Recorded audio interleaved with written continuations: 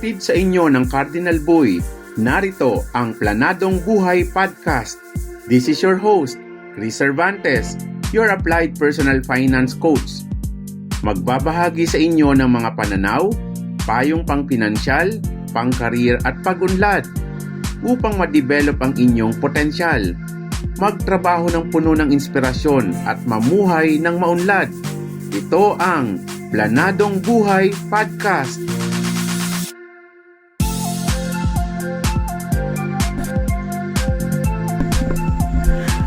Ayan, magandang gabi po sa inyong lahat. Yan. So welcome to our Planadong Buhay Podcast. So yan. So magandang gabi po sa ating lahat. Magandang gabi, no? So I hope you are doing well despite the challenges that we're facing right now. Hello and welcome back sa Planadong Buhay Podcast Live. At ito po ang inyong host, Chris Cervantes, founder of Cardinal Boy Financials. Ang programang ito ay naglalayon na matulungan po kayo sa pagpaplano sa anumang aspeto ng buhay sa pamamagitan ng mga talakayan na may kinalaman sa career, pag-unlad at pinansyal na buhay. Sa mga di po masyadong nakakakilala sa akin, ako po ay isang former seafarer at naging kapitan po ng barko. Ngunit matapos po ang 17 taon na pagbabarko, ito na po ako ngayon. Isa pong financial planner at full-time ko na po itong ginagawa ang pagiging financial literacy advocate. Hopefully through this program, you will be able to find some ideas and inspirations on how you can achieve your goals in life as well. So ayan, so welcome to our program. Okay, so ayan, so magandang gabi po. So bago po tayo tuluyan pumunta sa ating talakayan, so tignan po natin kung sino po ang mga naka-tune in, no? So kumustahin po muna natin ang mga live na naka-tune in sa ngayon. Can you please comment kung nasaan po kayo ngayon? Kung saan kayo tumututok mula ngayon, ano? So tignan natin kung nasaan ang mga viewers natin naroroon. So, yan. So, paki-comment nyo po sa ating chat box. At least mabati man lang natin ang mga nakikinig at nanunood sa mga oras na ito. So, sige po, no? So, comment nyo lang man po. And by the way po, kung may tanong po kayo dahil interesting po ang pag-uusapan natin ngayong gabing ito. Kung may mga katanungan po kayo, please, wag po kayong mahihiyang i-comment ang inyong mga questions. So, ayan. Salamat po sa lahat ng mga tumututok. And by the way, please don't forget to share this live podcast para mas marami po tayong maabot sa ating misyon. Lalo na ngayong gabi po, no, ang ganda po ng ating pag-uusapan. So by the way, no, let me invite you as well sa upcoming webinar na gagawin ko this coming September 11. So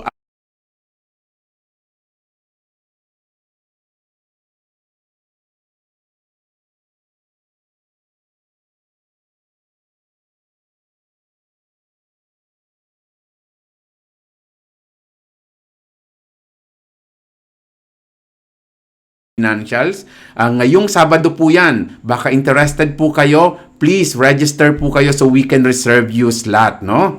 So, sige po, ayan. So, ayan, hello Ma'am Arlene, listening and watching from all the way from Antipolo. So, good evening Ma'am Arlene. Okay. So, ngayong gabi, ang topic po natin is all about investing in the stock market. Pag-uusapan natin ang advantage ng stocks investing as a financial instrument. Sa mga di pa pamilyar dito, wag po kayong mag-aalala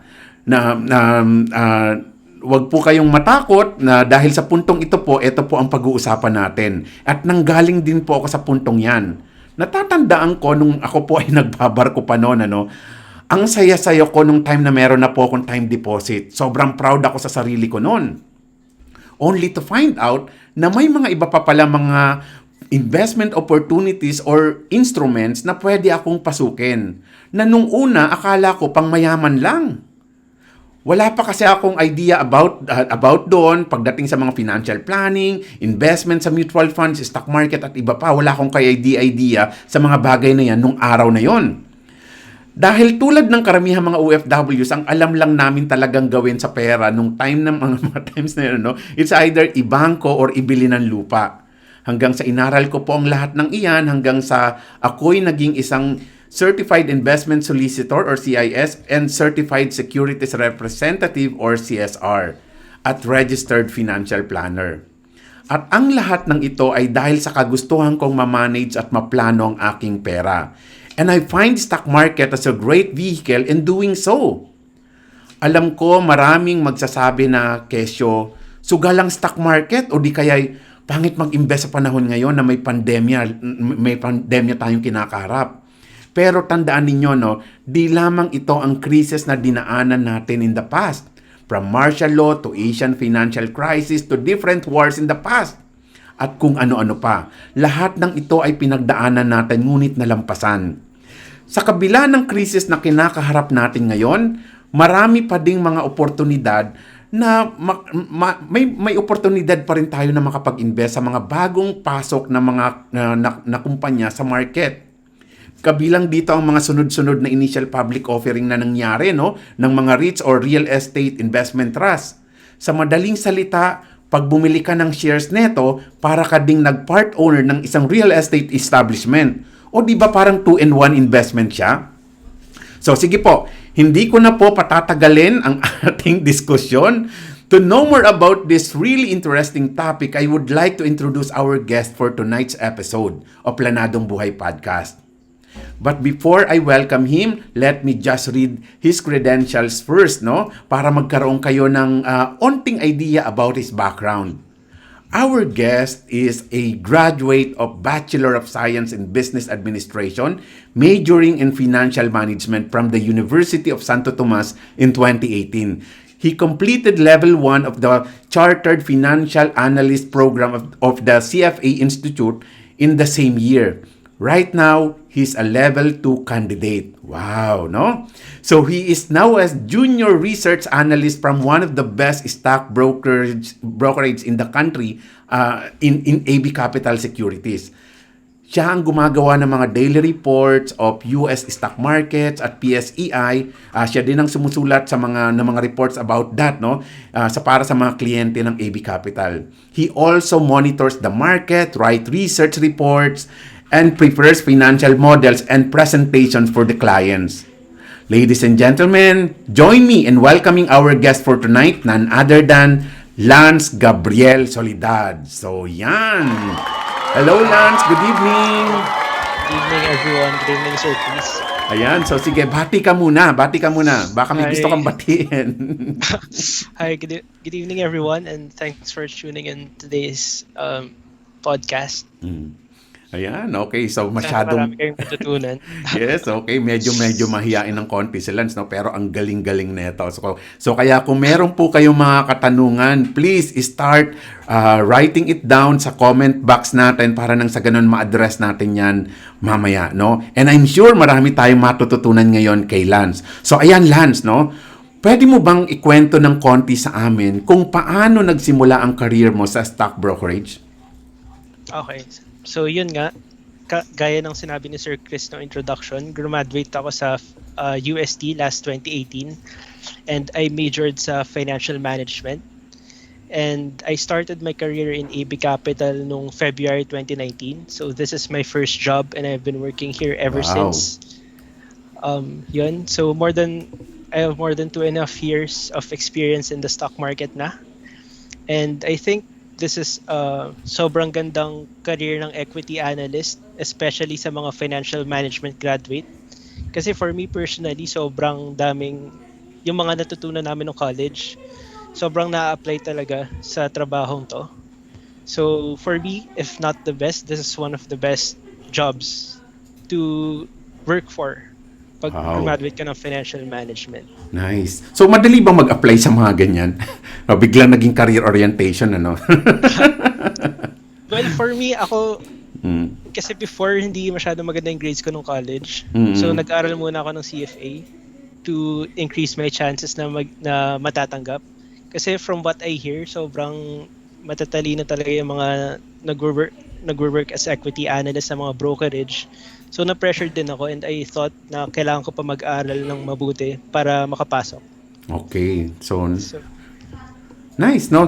And coming from that, can you share with us your reasons why you chose this career among other opportunities? Kasi 'di ba, as a graduate of that course, no, marami ka namang pwedeng piliin. So bakit equity analyst?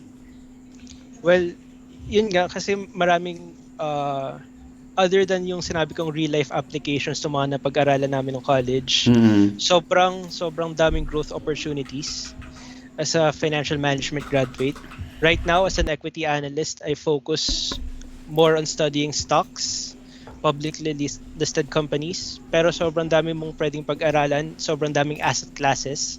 'Di ba? Merong government securities, there's bonds, may private equity, may commodities, may real estate, etc. So marami akong pwedeng pasukin, and basically the root of everything is the same lang, the same process na pag-aaralan mo. It's research. So I think this is a good start for anyone with the same background as So, I ikaw, have. kumbaga parang sa'yo, nandun yung buhay sa'yo, no? Kasi yung iba, di ba, alam mo naman, pag estudyante ka, alam mo yung research yan, yung isa sa pinaka nakakatamad gawin. So, pero ngayon, yun ang buhay mo. So, kumusta naman yun? Well, for me, Mm. sa akin masaya kasi Mm. the job, hindi siya nagiging boring, hindi pa ulit-ulit yung ginagawa ko. Mm. Yung everyday, iba't ibang news yung lumalabas. So, iba't Mm-mm. ibang news yung ina-analyze namin. Iba't ibang news about the economy, the industry, the stocks. Mm-mm. So, yun yung ina-analyze namin everyday. So, iba-iba. Na- And yun nga, sobrang challenging niya. Sobrang hirap. And masaya siya. And napaka-dynamic na market, ano? Oo. konting keyboard, may biglang mangyayari, may reaction, ano? And considering na ang market natin ay hindi pa ganun kalaki kumpara sa mga developed countries, tama ba, Lance? Mm-mm. Mm. Yeah. So, Kaya nice. maganda pumasok na rin ngayon. Habang, Oo. Maliit. So, kumbaga parang nagpasimula pa lang ang take-off talaga, no? So, yun ano, no? So, kasi siyempre, sabi mo nga magandang pumasok ngayon. So, sa mga interested na walang kamuang-muang about stock investing, so, pwede mo bang ipaliwanag ng konti sa amin, Lance? Ano ba itong stock market? Okay, sir. So sa mga hindi nakakaalam, basically ang stock market ay for trading equities, for trading stocks. Basically, lugar to na pwedeng mag-buy and sell ang mga tao ng stocks. If you want to partially own a company, so you buy its stock in the market. So basically, para makabili ka ng stock or makabenta ka ng stock, dapat may account ka sa isang brokerage firm like AB Capital. Mhm. So, now, bakit ko sa stock market ilalagay ang aking pera? Compare sa may iba namang market, ano kayang magandang idea o magandang rason ng isang tao? Bakit niya pipili ng stock market? Ang maganda sa stock market is regulated to ng PSE, regulated to ng SEC. So basically, pag naging publicly listed firm ka, required ang mga companies na ilabas lahat ng relevant information about the company sa public. So pwede mo siyang makita sa PSE Edge. Pwede kang makita ng news sa different sa different news outlets. And also pwede mo ring makita yung different developments sa company website mismo. So if wala ka pang masyadong alam sa stocks and gusto mo mag-aral, gusto mo magsimula, so lahat ng kailangan mo to learn about the company is easily available, easily accessible. So yun yung maganda sa stock market. Oh, kumbaga kasi required yun ng regulator, no? Pero Oo. parang sinasabi mo, Lance, no? Parang mas maigi na ito kumpara sa mag-i-invest ka sa isang kumpanya na niyaya ka lang, private firm na niyaya ka lang. Invest ka dito na hindi mo alam kung wala kang idea, anong nangyayari sa loob ng kumpanya. Dito may background ka, required silang sabihin lahat ng importante sa mga investors. Mm-mm. And halimbawa, for example, no, meron akong banggit lang tayo ng ibang kumpanya, no. Meron akong kaibigan sa Jollibee. Pwede ba akong humingi ng mga impormasyon doon sa kanila directly? Pwede naman. Mm. If you want to know yung operations nila day to day, Mm-mm. pwede ka magtanong. Pero yun nga yung mga general like number of stores, historical revenues, kung magkano yung kinita nila in the past, kung gaano karaming kumpanya na yung nabili nila, kung gaano kung gaano katagal na sila sa industry, ganun. Mm. Experience ng management, yun yung mga pwede mong makita sa Okay. mga annual report. Oo. So and ito ay available sa lahat kasi gusto ng regulator maging pata sa lahat ng investors, tama ba? Oo, patas sa lahat. Mm. Lahat may opportunity na pag-aralan at makapag-invest para well-informed. Okay. And of course, no, pag let's say may account ako sa AB Capital, lahat ba ng information na ito bukod sa PSE Edge, may posibilidad ba na ma-access ko ito sa sa isang brokerage house na katulad ng AB Capital? Well, sa AB Capital, meron din kaming online, AB Capital Online. So doon pwede nyo ring makita doon yung historical financials ng company, historical balance sheet, income statement. Naglalagay din kami doon ng mga news and research reports. So yun yung mga pinoprovide namin for clients if nagbukas kayo ng account sa amin. Mm. So available to doon. And isa ito sa mga trabaho mo, Lance, no? Tama ba? Oo. And ako, na-appreciate ko ng gusto ang sistema sa AB Capital kasi may mga ibang brokerage house na pag hindi ka super big na client nila, hindi ka nila basta-bastang sasagutin ng research team. Unlike sa AB Capital, napakabilis sumagot ng mga katulad ni Lance, no, kapag may inquiry ang mga clients. Tama ba 'yon? Meron rin kaming mga Telegram, Twitter, Facebook. Nagpo-post din kami ng mga updates kung may mga bagong labas na news real time. So pwede nyo i-check doon. Okay, so nice. Okay, so may mga pabati rito, no? Si Hello Wayne, ayan. So good evening, no? And of course, no, si Ken Asanyon. Good evening, Ken. Isa yan sa mga masugid kong kliyente. And of course, may kaibigang Kalans na nagpapa-shout out si Trisha Manuel. So good evening Yan. So shout out daw, Trisha. So good evening. So bigla namang natuwa doon si Lance. Okay. So yan, tuloy tayo sa ating kwentuhan, Lance, no. So sa trabaho mong ito, of course, marami ka nang na-meet na mga kliyente, na-encounter na mga clients. Tama ba, Lance? Opo. And for you, no, based on your observation or experience, what are the biggest financial mistakes that you see some people make when investing in the stock market? It is being too emotional. Too Trading. emotional. Oo. Kasi hard-earned money mo yun, di ba? Oo. So, ang tendency, sobrang emotional mo pag nagtitrade.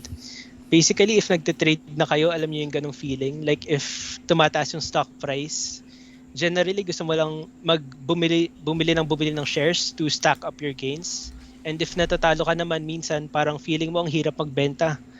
Kasi ayaw mo magkaroon ng capital loss, ayaw mo matalo yung pera mo. And generally, before ka mag-invest, di ba, pinag-aaralan mo yung stock. So 'di ba kaya ka nga mag-invest, Sir Chris, kasi feeling mo tataas yung stock price, 'di ba? So yes, yun yung assumption mo. Oo, 'di ba? So baka iniisip mo bababa lang sandali pero tataas din. Kaya minsan kahit bumababa yung stock, hino-hold mo pa rin. So naiipit, ang tendency naiipit ngayon. So ang tendency naiipit. So yun yung isang mistake. Sometimes mga tao nagiging too emotional. Nakakalimutan na nila maging rational. Kasi dapat, di ba, pag nagtitrade, may investments, may trading strategy ka. Like, may exit strategy ka. Like, for example, mag-i-invest ka sa stock at 20 pesos per share kasi feeling mo tataas ng 30 pesos per share. Pero dapat meron ka ring stop loss na pag bumaba yung stock price ng ganito, dapat magbebenta ka na para makat yung losses mo. So, kumbaga, parang dapat bago mo siya bilhin, alam mo na kung saan ka dapat i-exit. Parang ganun bang sinasabi mo? Kunwari hanggang 30 ka lang. If nag-stop loss ka ng 15, if ayaw mo na matalo, lower than that. So dapat strict ka. Hindi yung isipin mo, ay baka tumaas pa, tapos naipit ka na sa ilalim, 'di ba? So ito yung sinasabi nilang fear and greed, no? Na dalawang kalaban natin sa pag-i-invest sa stock market. So yun yung una na napapansin ko, too emotional yung ibang traders. And second, yung hindi masyado nag-aaral, walang investment strategy, sumasali lang sa hype.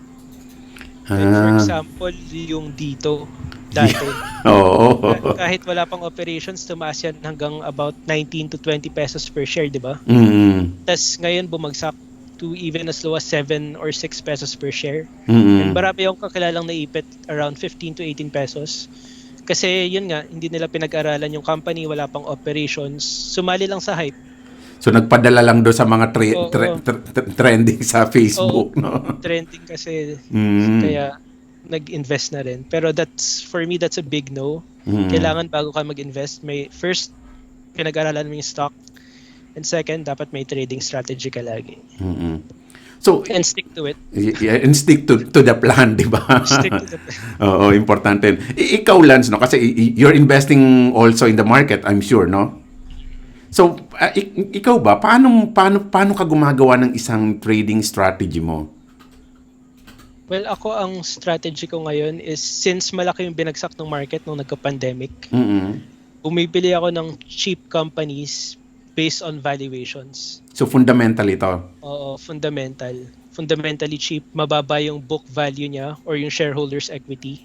Mm. So basically, if mababa yung price to book, basically it's undervalued and maganda siyang investan, especially when a country is coming out of a recession like the Philippines. Mm. Kasi usually recovery story ang basically ang trend is babalik din sa historical valuations, di ba? Oo. Kasi bumaba ng sobra. So ang tendency, mean reversion, babalik sa mean level, sa average level. So maganda mag-invest sa mga heavily or sa mga sobrang heavily discounted na stocks. Pero alam mo, maganda pa yung istorya niya sa loob at saka yung finances and everything. Oo. Okay. When you say kasi of course na sa mga bago nating investors, naririnig nila yan, fundamental, investing, tapos yung technical. Anong pagkakaiba ba ng dalawa? Okay, so ang fundamental Okay, so magbibigay lang ako ng konting explanation. Mm-mm. Kasi usually ganito may webinar din kami and mahirap talaga siyang intindihin, especially if hindi ka finance graduate. Mm-mm. If wala kang background sa finance. So basically, ang fundamental analysis is aaralin mo yung business ng company. Mm-mm. Aaralin mo yung business model niya, kung paano siya nag-generate ng revenues. Mm-mm. And basically, if you want to start na mag-aral kung paano pumili ng stocks, basically dapat titingnan mo muna yung mga annual report ng companies. Titingnan mo yung historical financials. Dapat marunong ka tumingin ng income statement, balance sheet, and cash flow. So ang suggestion ko, look at the historical 5-year or 10-year history ng company, financials ng company. Tingnan mo yung year-on-year growth. Like for example, gaano kalaki yung nilaki niya from 2010 to 2011.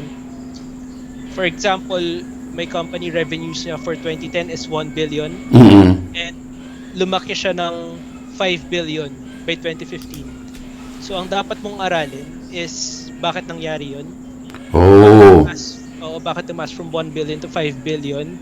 Is it because of tumaas yung volume, lumaki ba yung market share, tumaas ba yung price, etc. Mm-mm. And also, yung mahirap na part is the forecasting. Mm-mm. Yun naman, i-estimate mo if masusustain ba nila yun moving forward. Like, di ba nag-earn sila 1 billion per year from 2015? Can they sustain that in the foreseeable future? Mm-mm. Because if they can, or if they can grow bigger than that, Mm-mm. then that is definitely a good company to invest in. Wow.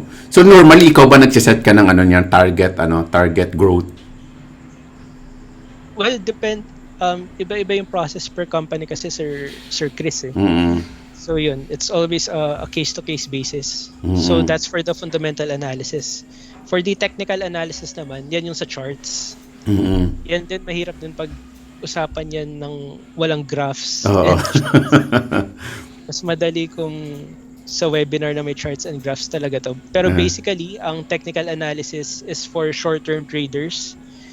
Dito mas pinag-aaralan mo yung galaw ng stock, galaw ng charts, yung trend niya. Yung trend ng price ng stocks. Yung price trend ng stocks. Titingnan mo yung iba't ibang indicators, volume, RSI, yung mga ganun. Well, technical na yun, pero basically ganun yun. If gusto mo ng short-term trading, so ito yung mga experience na, I suggest gawin to ng mga experienced traders and not for the beginners. Yun yung short-term trading. So for you, mas maganda siya sa mga sa mga experience na. Oo, yung short-term. What if let's say ngayon pa lang ako papasok sa market. What advice can you give them na sa mga first time na papasok sa market? Yun, I recommend do fundamental analysis first, yung mention ko kanina. I think mas maganda yung long-term investing for you. For me, mag-invest ka muna sa less risky, less volatile, hindi masyado magalaw yung price. O para hindi ka agad na natatraumatize, no? Para hindi ka, So basically, doon ka sa malalaking companies. So yun yung 30 index companies. Para sa akin, yun dapat yung una mo munang pag-aralan. And preferably, if bago ka pa lang, you need to be more conservative. So doon ka sa nagbibigay din ng dividends. Dividends is basically an added return on top of the possible price appreciation return mo. So basically, yung mga companies na nagbibigay ng mataas na dividends historically ay mga telco, utility. Katulad ng PLDT, Globe. Aboitiz Power, Meralco, ganun. Just imagine kahit na bumabagsak yung presyo nila, kung may dividendo ka naman na pumapasok na mas malaki sa binibigay ng bangko. Malaking gains. Oo, so panalo ka pa rin kahit i-hold mo siya, di ba? So nice. So ang galing ang galing. So sa tingin mo ano sa tingin mo ang kadalasang maling paniniwala ng karamihan na siyang pumipigil sa mga taong pumasok sa stock market? Well, ako personally, wala pa naman akong naririnig na sinasabi sa aking misconceptions or false belief. Ang usually na-encounter ko pa lang so far is really yung takot talaga, takot pumasok, takot matalo, yung hard-earned money nila. So usually fear talaga kasi volatile nga daw yung market. Sobrang delikado maglagay ng pera and wala silang alam sa stock market. So yun usually yung na-encounter ko. And basically what I say to them, the only way to alleviate that fear or yung way para mawala, well, hindi mawala para mabawasan. Para mabawasan yung takot nila is really to study a lot. Yung mga sinabi ko kanina, read the annual reports, follow the news, that's very important. Yung mga nangyayari every day. And get the experience. I think that's the most important thing. Get the experience, start trading. Kahit magsimula ka lang sa maliit. Like for example, ang kaya mo lang i-allocate for investment is 10% of your monthly allowance. Maybe if magsa-start ka pa lang, start with 1%. Just get a feel of the market. And tandaan nyo lang na mistakes will definitely happen. Walang makakatakas dyan, kahit kayo bang mga researchers? Oo, kahit kami. Kahit mga experienced traders, yun yung mahirap sa market. Minsan hindi mo rin talaga alam yung galaw. But the important thing is that when you make mistakes, you should learn from them. Hindi yung hindi ka lang susuko kasi yung iba like okay nagkamali ako pero go lang. Dapat if nagkamali ka, take down of the mistake and learn from it. Make a plan on how you could have done things better, kung paano mo mapapabuti sa next trade. So dapat ganun, laging you take note of your mistakes. Yun tama yun kasi I love the what Lance said na importante na hindi naman kailangang matakot tayo diyan, ang importante lang aralin lang. Pero wag naman yung puro aral tayo ng aral na hindi sumusubok kasi iba yung pakiramdam talaga na nandun ka sa field di ba Lance? Application talaga yung best teacher. Experience is the best teacher talaga. So. And tama yun na simulan mo lang siya sa maliit, patalo ka ng maliit hanggang sa unti-unti makuha mo yung momento, yung yung feel ng market na ano bang pakiramdam. Nasasanay ka na rin Pero since nasa research kayo ng AB Capital pwede mo bang paliwanag sa amin ng konti anong nangyayari ngayon sa market? Kasi sabi kong ganun, may nagtanong sa akin, how come na eto ngayon nangyayari yung pinakamaraming kaso ng COVID ngayon kumpara nung 2020 and yet ang market tumataas? Anong nangyayari, Lance? That's a very good question, Sir Chris. So ang pinagkaiba ng nangyari before, so before at the onset of COVID, bumaba tayo to as low as the 4,000 level, Yes, oo. 'di ba? Tapos ngayon na worst surge since the pandemic started, tumataas pa rin yung market. The biggest difference or yung pinakamalaking pagkakaiba is that ngayon meron na tayong vaccines. Hmm. There's a light at the end of the tunnel. Mm-mm. And as long as na masustain natin yung, kasi ngayon we have average jobs of about 400 to 500,000 per day, Mm-mm. diba? And yung lagi nating naririnig na herd immunity ng Oo. government. So, yun ang hinahabol natin ngayon. Oo, We're yun hoping yung- for that. Oo, yun kasi talaga yung theme, recovery theme. Mm-mm. I think, ano na rin yun, FOMO or fear of Missing out. Oo, ayaw na rin mahuli ng mga tao sa rally. Oo. Maybe nahuli sila nung nag-rally last year, so Oo. takot na maiwan ngayon. So despite the surge in cases, ngayon kasi may vaccine na, and there's data that vaccines work. Sobrang konti lang ng breakthrough infections, less than Mhm. 1%. Mm-mm. So yun, recovery expectations for next year. Herd immunity is expected by the first quarter or second quarter of next year. Mm-mm. Assuming that we can sustain yung jobs ngayon na 400 to 500,000. Mm-mm. Tsaka nagtutuloy-tuloy naman yung dating ng mga bakuna no? Oo, tumataas yung supply. Oo. And habang lumalaki yung navavaksinan sa ibang bansa, mas marami yung magiging supply na available din for the Philippines. Oo, kasi dati, syempre, yung maintindihan naman natin, yung mga developed countries, mag-hoard muna yan para sa kanila. Oo. Pero ngayon, parang ang problema nila, paano ito, ang dami natin produce, paano ito ilalabas ngayon sa market? Mm. Marami nang magiging available Oo. to countries like the Philippines. Oo. Yan, so sabi rito ni Adrian, Lance is one of the smartest students in our batch in UST. More power, my bro. Proud of you. Wow, galing naman. Shout out. So, ang daming mga papan ni Lance, no? And of course, shout out to you, Agnes Angeles Gonzalez. And si Franz Jimenez, great insight, Lance Soledad, no? So, galing, no? So, yan, baka may mga tanong po kayo, ha? Paki-comment nyo lang po para at least masagot ni Lance. So, i-maximize natin ang talino at galing ni Lance. Total, sinasabi ninyo, matalino si Lance. So, sige, ubusin natin ang talino ngayon ni Lance. Ilabas natin ito sa market. Okay, so coming from that explanation, Lance, no? Kasi mukhang maganda nga ang prospect na nangyayari ngayon. And of course, medyo maganda yung lumabas na mga reports last reports, no? So medyo nakapagpa-boost din ito ng market. Now, with this situation, sa tingin mo, anong yung mga industry or if you can give some specific companies na sa tingin mo magandang tayaan ngayon kahit na pandemic?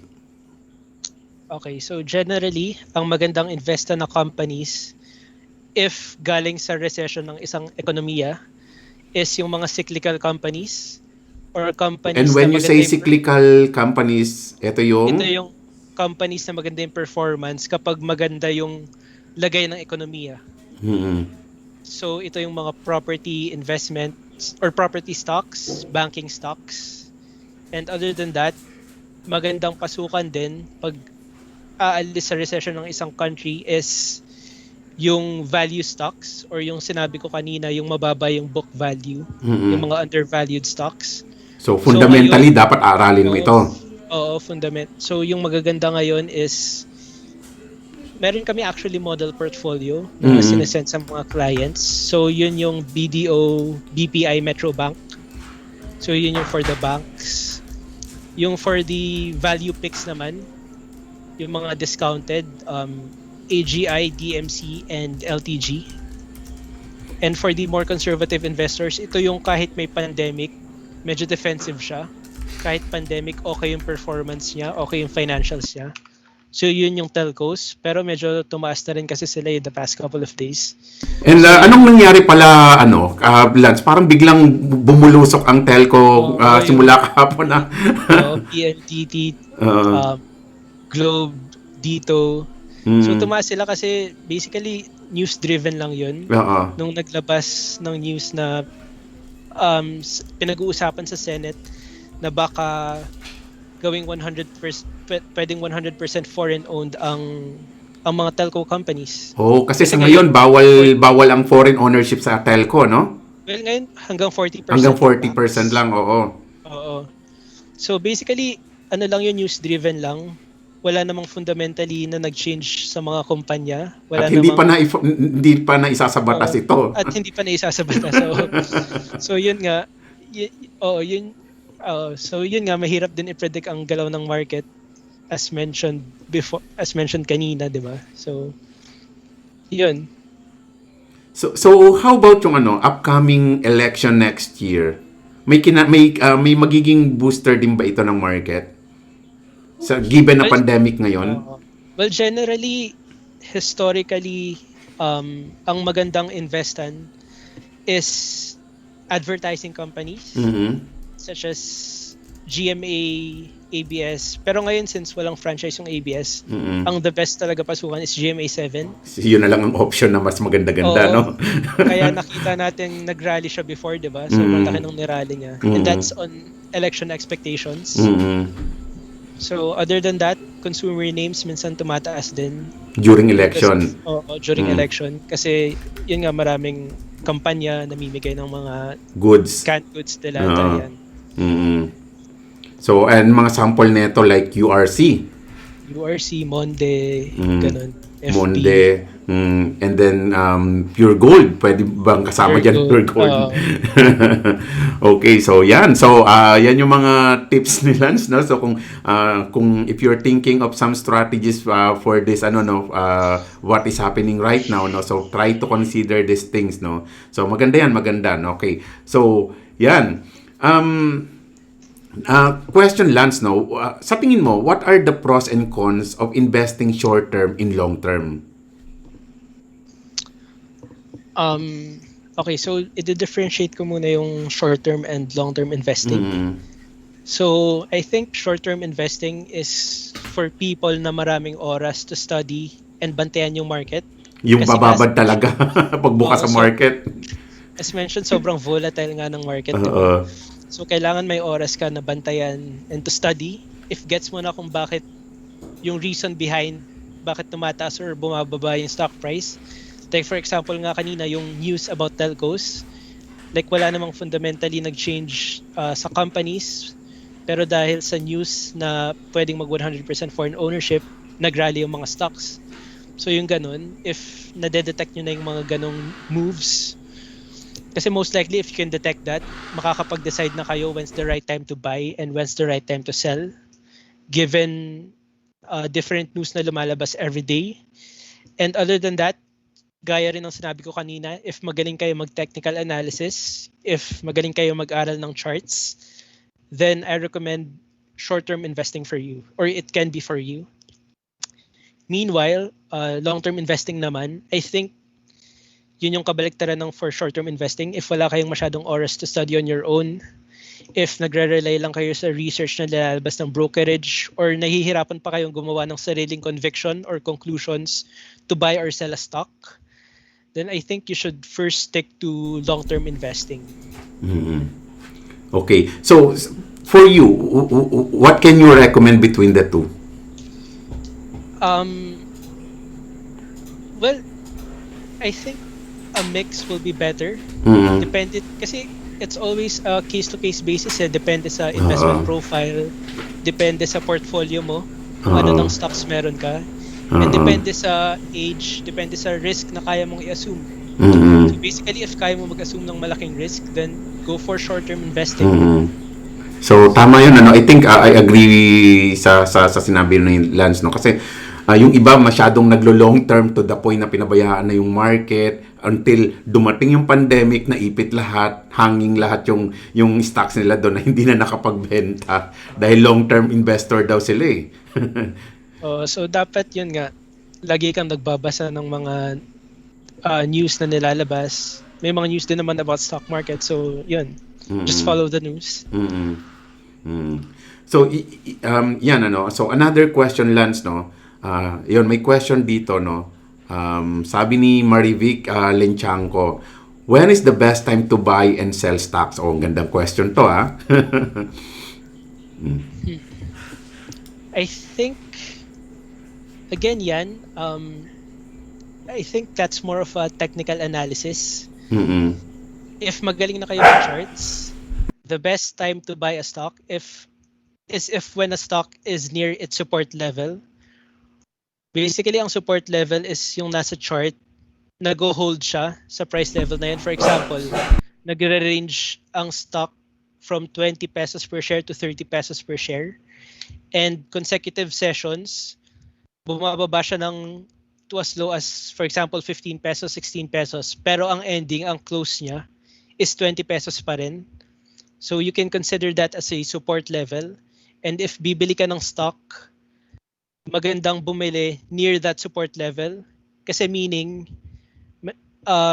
malakas yung suporta na hindi bababa sa 20 pesos yung presyo nung stock na yun. So, ibig sabihin may tendency na mag-uptrend ito na masustain. Tendency na tumaas kasi nakapag gumawa na ng base sa 20 pesos per share. So, nice. Okay, very good, no? So, but how about, like, for example, yung iba, parang hindi pa masyadong marunong dito sa technical analysis. Ano yung mga consideration, lalo na ngayon, parang mag-post ka lang na may IPO yung ganito, parang lahat gustong bilhin without studying the company. So, what can you recommend on that? Well, sa mga IPO companies, usually naman naglalabas ng mga report ang mga brokerage companies.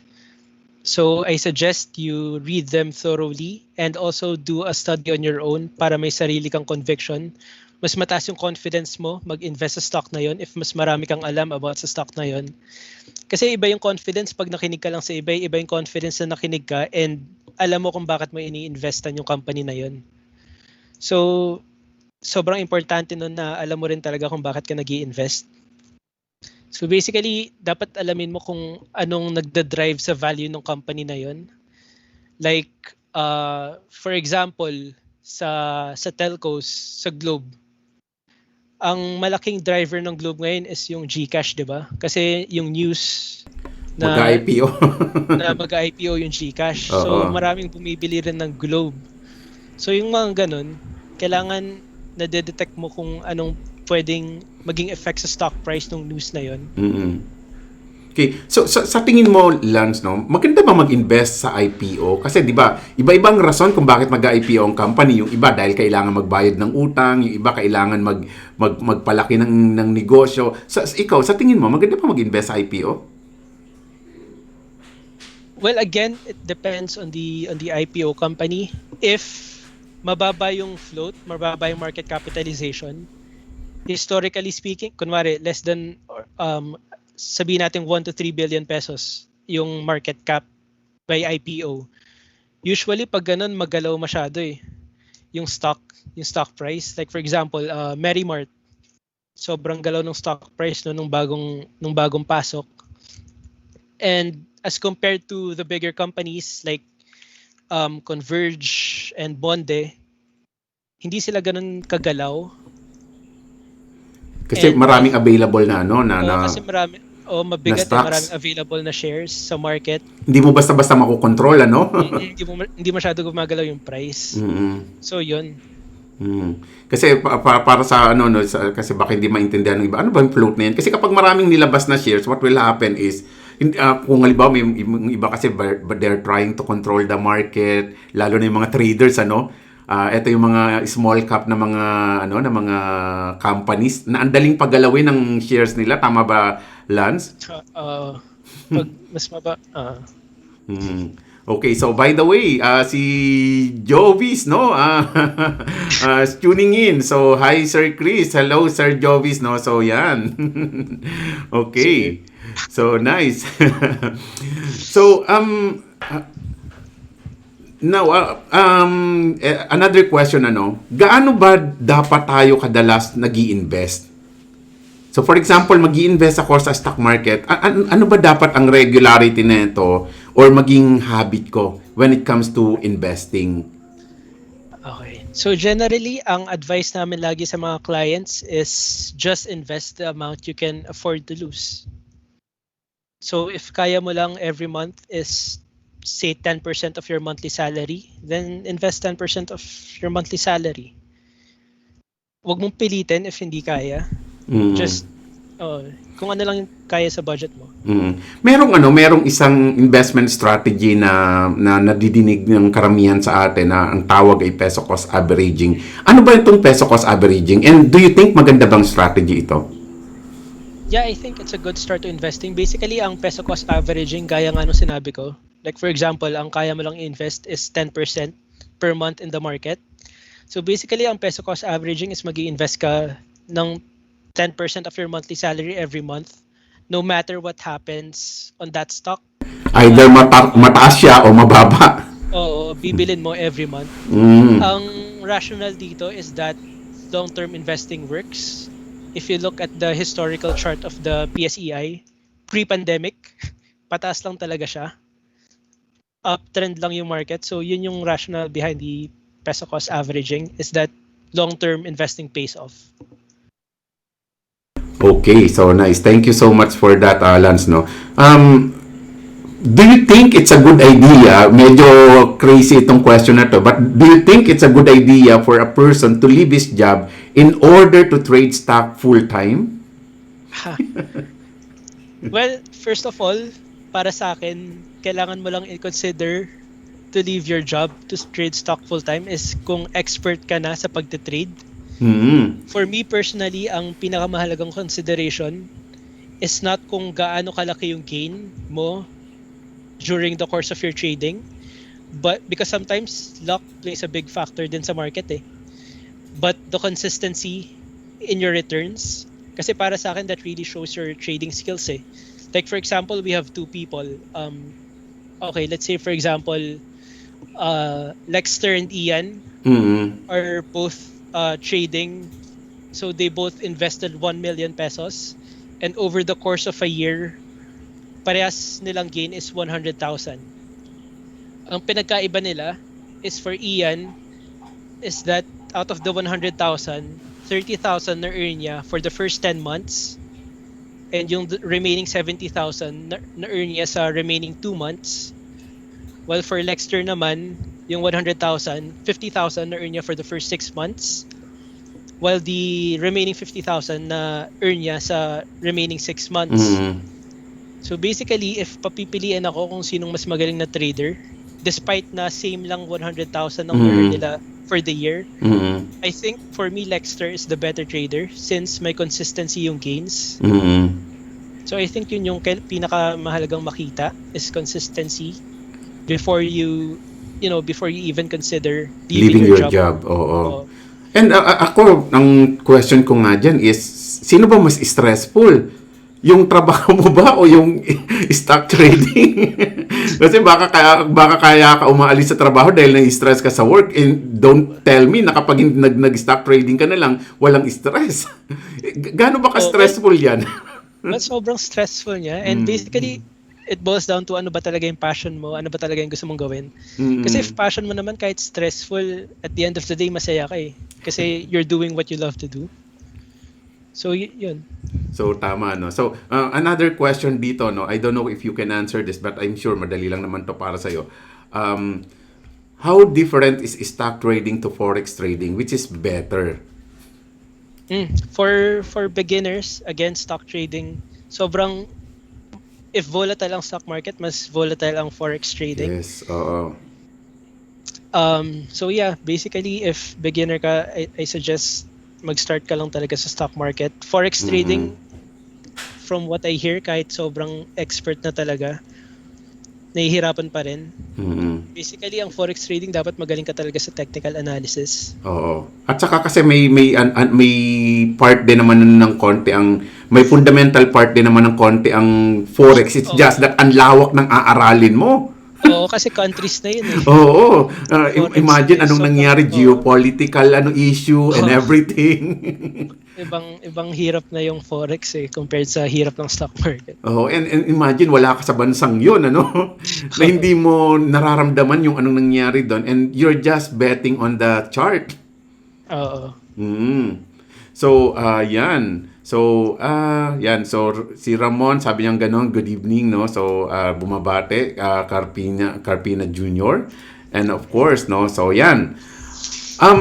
Now, Kung let's say, hindi ako magaling mag-aral ng fundamental, hindi rin ako magaling sa charting, pero gusto ko mag-invest sa stock market, anong other option pala, Lance, for that?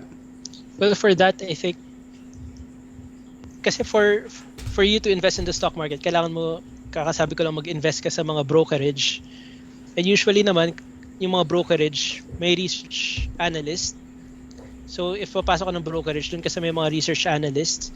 Usually naman, nagbibigay kami ng mga recommendation about stocks. And if hindi mo talaga kaya, you should listen to the experts. Oo. Or, recommendation. pwede rin ba silang kasi I guess sa EB Capital, we're offering also mutual funds, right?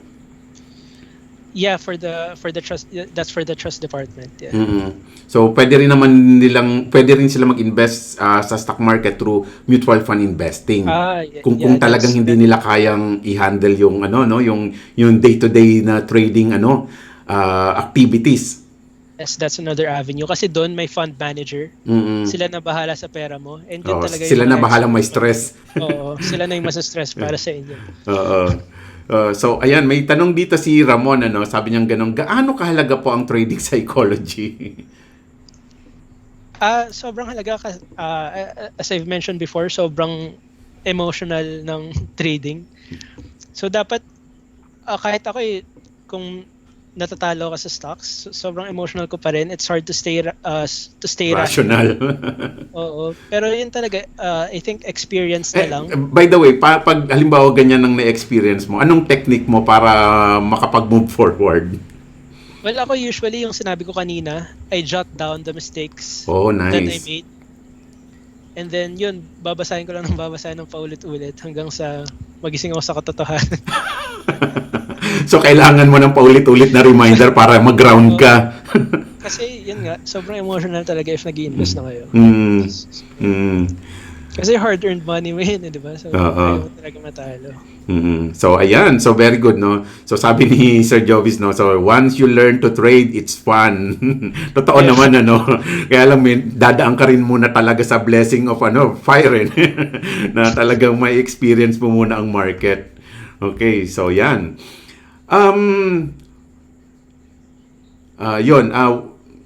So, hello, Lance. Nawala ka yata. Hello, Lance. Nalaglag yata si Lance. Nag-freeze siya. Or ako ba ang nawala? So, comment nyo nga kung naririnig nyo pa ba ako.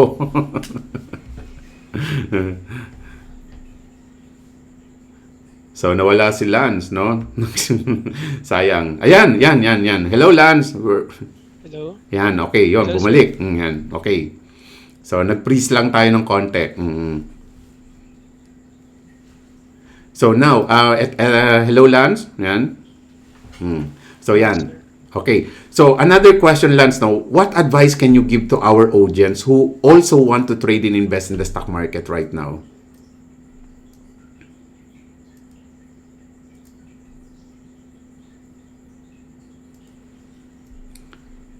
Ayan, nawala uli si Lance, no? Nag-freeze.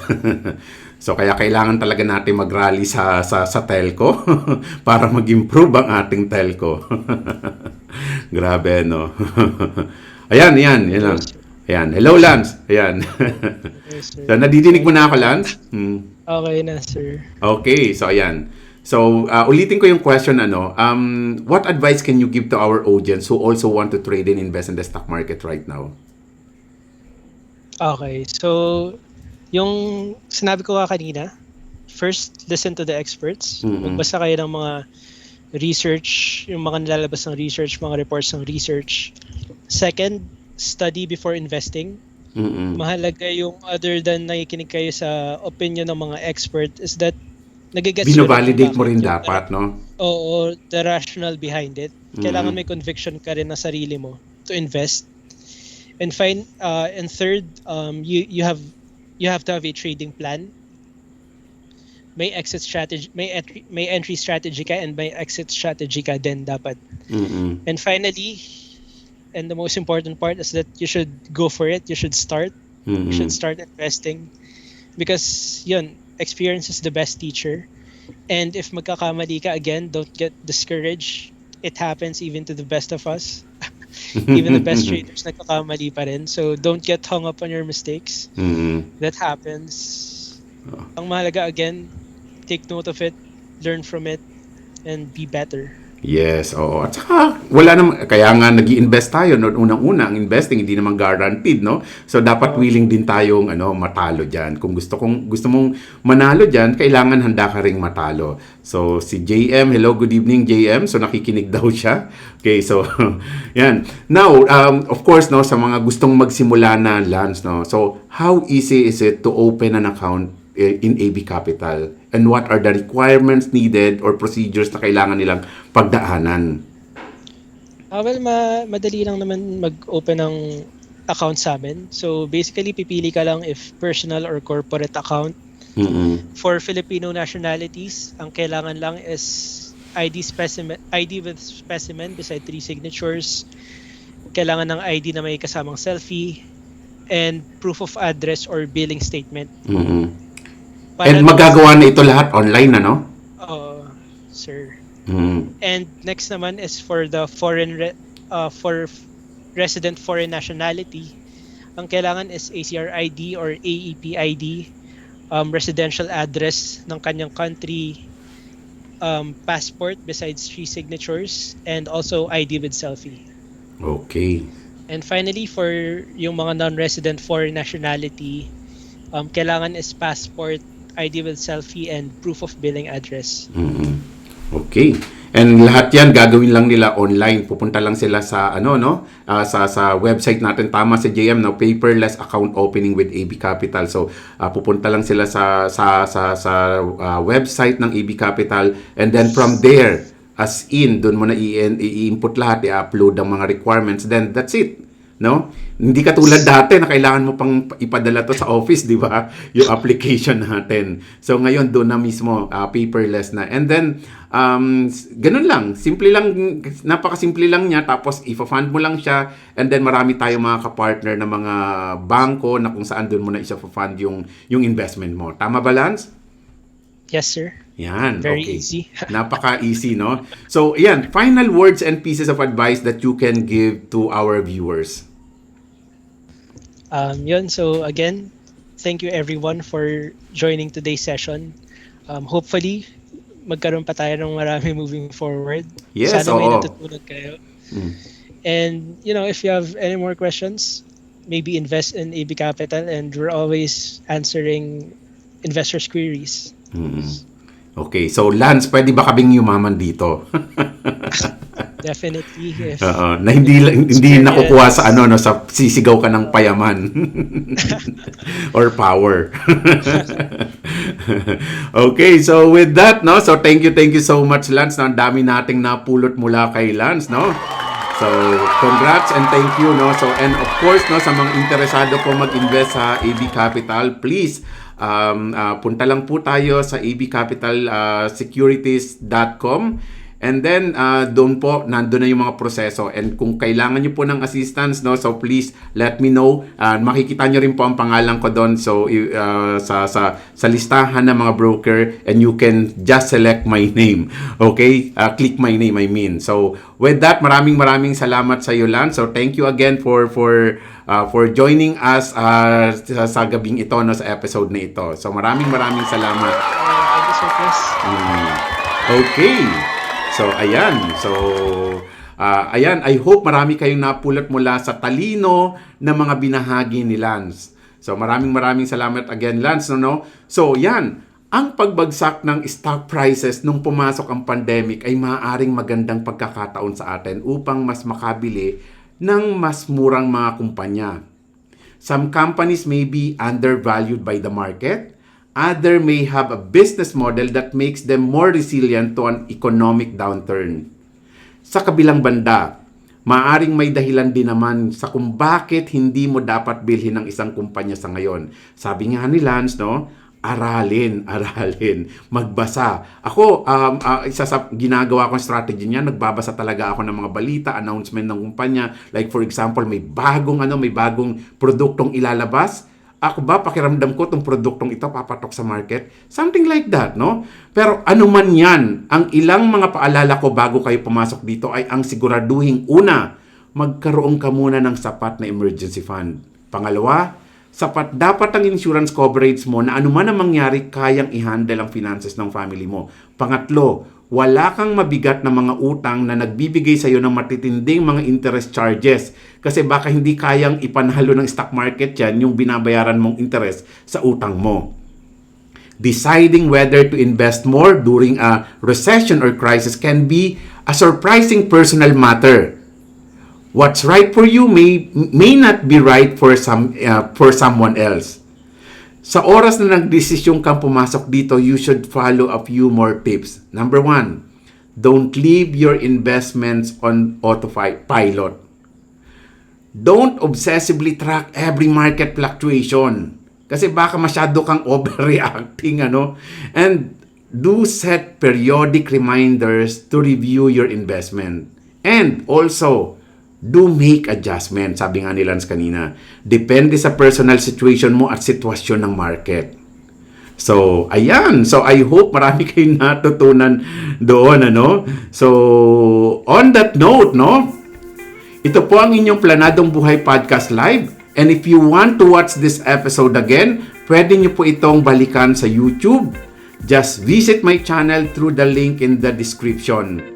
The audio recording of this live podcast will also be posted on Spotify and Apple Podcast. Just search for Planadong Buhay Podcast by Chris Cervantes.